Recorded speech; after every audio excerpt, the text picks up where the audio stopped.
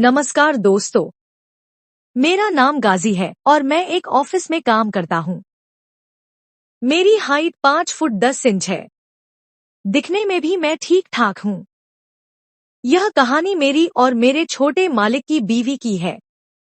यह कहानी जब की है, जब मेरे मालिक का परिवार छोटे मालिक की बीवी को पहली बार लेकर ऑफिस में आए थे। सब लोग ऑफिस के बाहर खड़े थे, मैं भी वहीं था। जब मालिक और उसका परिवार आया तो सबने मिलकर उनका स्वागत किया। मैंने अपने मालिक के बेटे की नवविवाहिता बीवी को देखा तो मेरा नशा फट गया। वह पहली बार ऑफिस आई थी। क्या माल थी यार। मैं तो उसे देखता ही रह गया। वह इतनी मस्त आइटम दिख रही थी जैसे मेरे सामने कोई जन्नत की हूर उतर कर आ गई हो। मालकिन भी मुझे देखने लगी।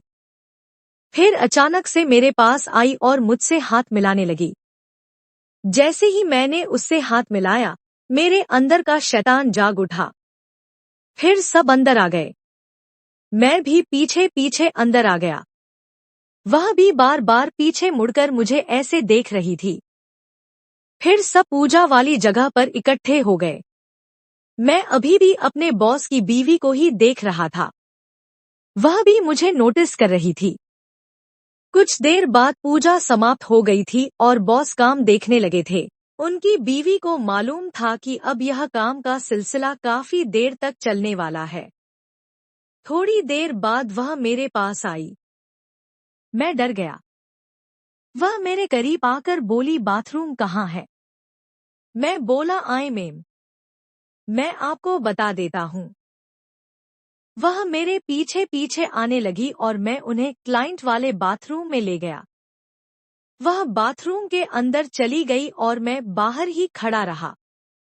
थोड़ी देर में उसकी आवाज आई। मैंने दरवाजा खोला और पूछा, क्या हुआ मैम? वह बोली, नल में पानी नहीं आ रहा है। मैंने अंदर जाकर देखा तो वाकई पानी नहीं आ रहा था।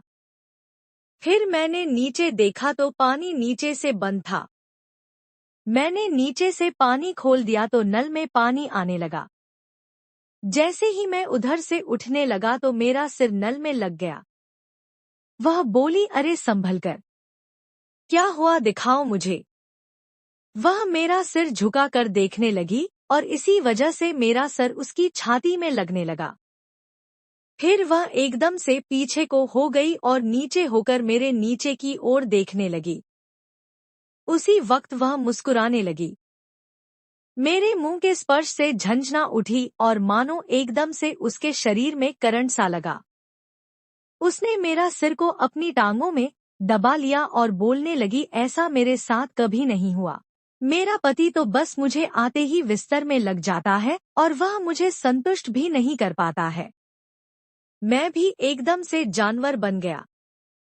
उसकी सांसें रुकने लगी थी और आंखों से पानी आने लगा था। मैंने करीबन 15 मिनट तक उसके साथ बिताए। जैसे ही मैं हटा, उसकी सांस में सांस आई। वह हामफती हुई बोली, मारेगा क्या? अगर थोड़ी देर और तो मैं तो मर ही जाती। मैं उसकी पीठ को मुंह से चुभलाने लगा। जैसे ही उसको थोड़ा आराम मिला, मैं फिर से रेडी हो गया। मैंने दूसरा धक्का दे दिया। वह फिर से चिल्लाई और कहने लगी, निकालो इसे बाहर। बाथरूम में उसकी आवाजें। यह सिलसिला 10 मिनट चला। मैंने कहा, नहीं, मैं आराम से करूंगा। वह ना करती रही, पर मैं नहीं माना। फिर उसने कहा, ठीक है करो। थोड़ी देर बाद मैंने दोबारा धक्का दिया। फिर उसने मुझे किस किया और बोली, इस तरह किसी ने खुश नहीं किया।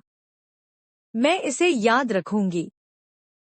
हम दोनों एक एक करके बाहर आ गए। उसे चलने में भी दिक्कत हो रही थी। गजी गांव का एक सीधा सादा मेहनती लड़का था। उसकी जिंदगी का सबसे बड़ा सपना था कि शहर जाकर काम करे और अपने बूढ़े माता पिता की मदद करे। एक दिन उसे एक बड़े बंगले में नौकर का काम मिल गया। यह बंगला शहर की नामी हस्ती संध्या मेहरा का था। गाजी पहली बार संध्या को देखकर जैसे थमसा गया। वह हमेशा साड़ी में रहती, चेहरे पर हल्की मुस्कान और आंखों में एक अजीब सी गहराई थी। संध्या ने भी राहुल के शालीन व्यवहार को महसूस किया।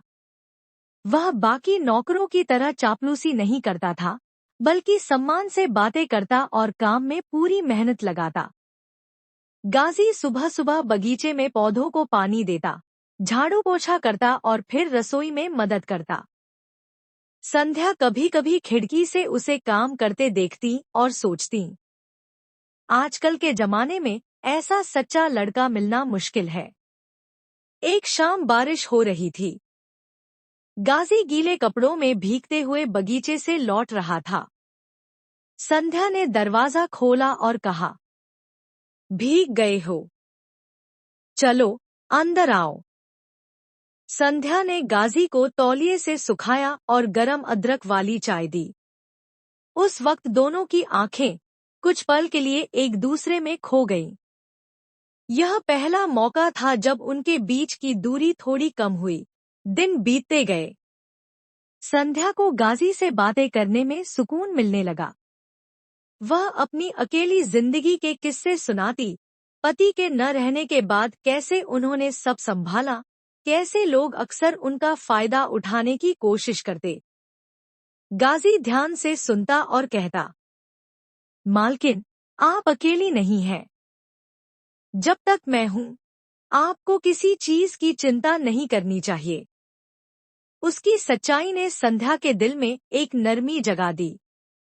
वह समझ गई थी कि यह रिश्ता सिर्फ नौकर मालकिन का नहीं रह गया है, बल्कि इसमें अपनापन और विश्वास आ चुका है। एक रात बिजली चली गई। बंगले में अंधेरा था। गाजी ने मोमबत्ती जलाई और देखा, संध्या बालकनी में खड़ी बारिश देख रही थी। हवा में उनकी साड़ी लहरा रही थी, बाल गीले थे।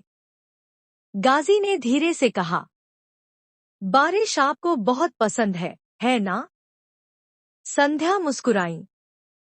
हाँ, बारिश में दिल खुलकर बातें करता है। उस रात उन्होंने देर तक बातें की।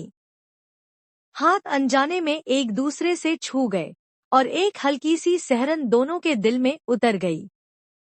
अब गाजी सिर्फ नौकर नहीं था, वह संध्या के लिए दोस्त, हमराज और साथी बन चुका था। दोनों एक दूसरे के बिना अधूरे लगते थे। एक दिन संध्या ने कहा, गाजी, अगर लोग हमारे बारे में गलत सोचेंगे तो? गाजी ने उनकी आंखों में देखते हुए जवाब दिया, लोग तो हमेशा सोचेंगे, लेकिन हमें अपने दिल की सुननी चाहिए।